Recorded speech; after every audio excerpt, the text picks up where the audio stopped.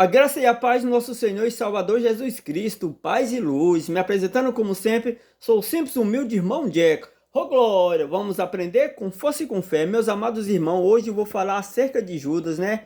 Judas que se encontra no livro de Mateus 27, versículo 5, mas você vai aprender melhor a partir do 1 até o 5, né? Você vai conhecer um pouco assim da trajetória de Judas, né? Como todos nós sabemos, Judas ele foi um discípulo, um seguidor de Jesus, na qual Jesus o recrutou.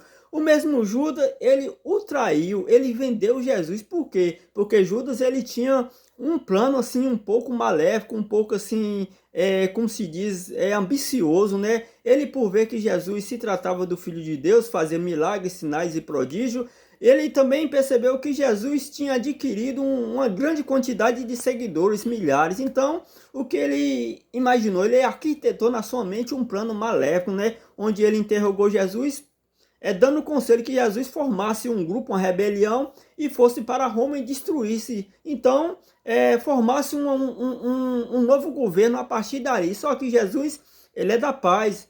Amém? Então, Judas, quando ele percebeu que Jesus não deu atenção aos conselhos maléficos dele, então o que que Judas fez? Judas foi até o templo ter-se com os sacerdotes, os escribas e anciões, que eram homens da lei, que guardavam os mandamentos naquela época, né? Eram homens que não agradavam da pessoa de Jesus Cristo. Por quê? Porque Jesus curava, Jesus pregava um novo evangelho diferente. Jesus curava, pregava esse novo evangelho, mas tudo através do que? Da fé. Amém? Sendo que eles não trabalhavam dessa forma e eles pregavam o que? A lei, que era algo que punia, que foi ali deixado ali por Moisés para poder corrigir os pecados do povo. Então, vendo Jesus com a nova forma, né, de ser, de se apresentar, então eles não foi muito assim do agrado. Então foi aí que surgiu essa rivalidade, não de Jesus contra ele diretamente, mas sim eles contra Jesus, por causa disso tudo. Jesus se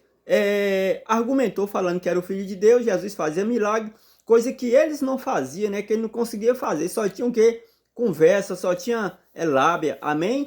Achando eles que estava fazendo a vontade do Pai, mas na verdade estava matando o povo, estava deixando Deus muito assim desapontado. Foi até então que Jesus veio para formar essa nova ordem, que é o que? Curar, salvar, tudo através da fé. Aquele que crê será salvo, enfim. Então foi isso o motivo que os homens da lei, os escribas, não ter gostado, ido com a cara de Jesus. Então Jesus estava com a cabeça a prêmio. Depois que Judas se decepcionou, dando o seu conselho, a sua estratégia para Jesus, então ele foi até com esses homens e ali argumentou um plano de poder dar um fim em Jesus. Foi então que Judas foi dado 30 moedas de prata em troca de trair ou de entregar Jesus. Foi aí que aconteceu. Judas foi lá e traiu Jesus com um beijo, né? Então, Judas, ao analisar toda essa situação, o que que aconteceu? Judas viu que ele fez algo tremendamente errado, um pecado terrível. Então, ele viu que Jesus não merecia isso. Ele foi até então se ter com os sacerdotes, argumentando para poder desfazer toda aquela algo que ele fez, que eles fez entre eles, né? Só que o sacerdote, como não gostava de Jesus, não estava nem aí para Jesus, sendo irmãos, sendo da mesma tribo, né? Sendo judeus, mas porém eram homens da lei.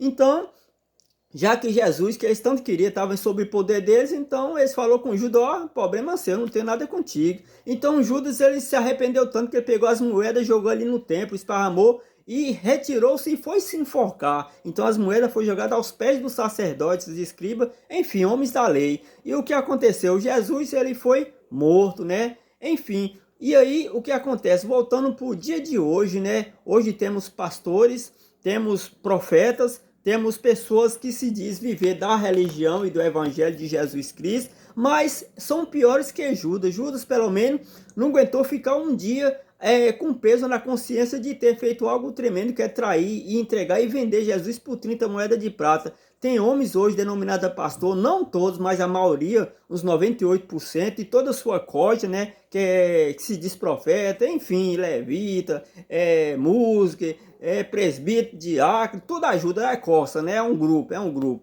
Né? Esses aí até hoje vendem o nosso Jesus, comercializa Jesus, ele entrega Jesus, amém? Se beneficia usando Jesus, assim como Judas queria se beneficiar, né? Usando Jesus para poder destruir Roma e formar uma nova lei. Então, temos homens e mulheres hoje que pregam, que diz que vive isso aqui, que é pior do que Judas, né? São pessoas que na qual cobram para ir na igreja levar a palavra de Deus, que estimula preço, né? São o que? Mercenários, ladrões, corruptos. E tem também pessoas que também faz a mesma coisa para levar, vamos supor, para poder cantar, levar aquela canção tão abençoada que todos, né, se empolgam, se alegram, se libertam através dos hinos e louvores, mas atrás são pessoas que estimulam valor, que cobram para fazer aquilo dentro de uma igreja. Então são o quê? Mercenários, né? São pessoas que é pior do que Judas. Judas não ficou um dia, ele se arrependeu e se enfocou. Esse povo até hoje tem dias e bota tempo nisso, que anda fazendo essa mesma coisa,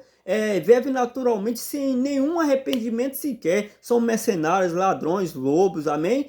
Voltando atrás, não são todos os pastores ou essas pessoas que eu mencionei, mas a maioria desse povo tem esse costume. Então vigie, tome cuidado, porque você está na mão de lobo, né? Pastor que às vezes vai usar pessoas de outra cidade para aproveitar e tirar proveito, né, daquela situação, faz aquela campanha, avisa, aquele homem ali prega, canta, mas no final ele é pagado. Então ele é o que? Mercenário, amém? São mercenários, tanto o pastor como aquela pessoa que recebeu, são mercenários. E o pior de tudo, pessoas ainda se agradam, não vigília, não lê a Bíblia, não se inteira da situação e vai lá e aceita tudo que lá do púlpito é passado para nós.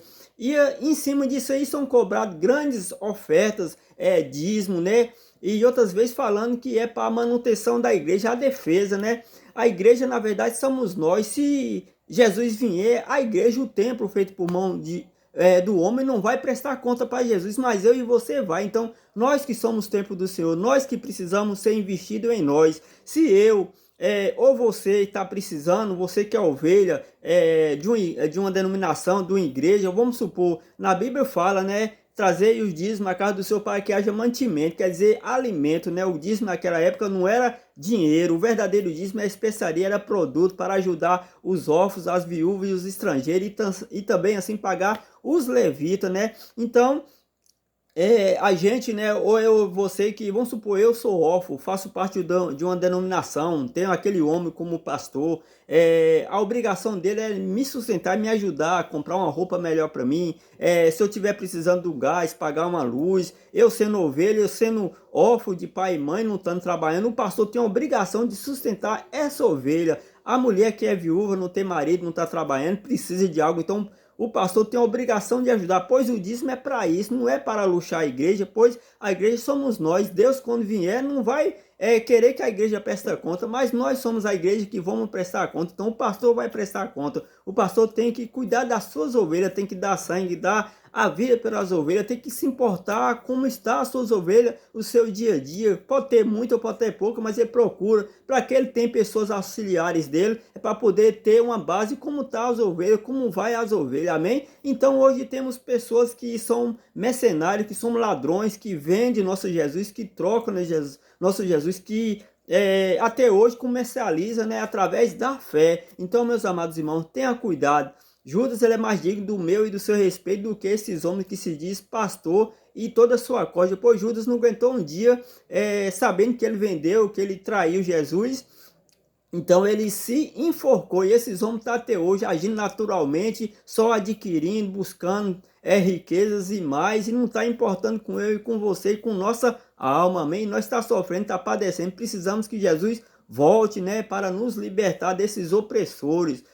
Ô glória! É isso aí, graça e paz, paz e luz, perdão e desculpa qualquer coisa.